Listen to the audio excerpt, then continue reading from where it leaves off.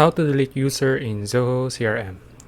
Okay, first, of course, go to your Zoho homepage, Zoho CRM homepage, and then click the gear icon here at the top right corner.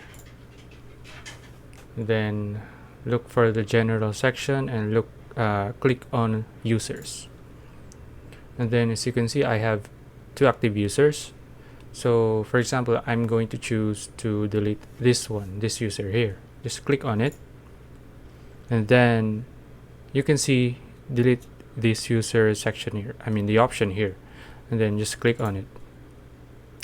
So it wants me to select a deletion option. For now, at least for this example, I'll just choose to delete without transfer, and then you just need to click delete.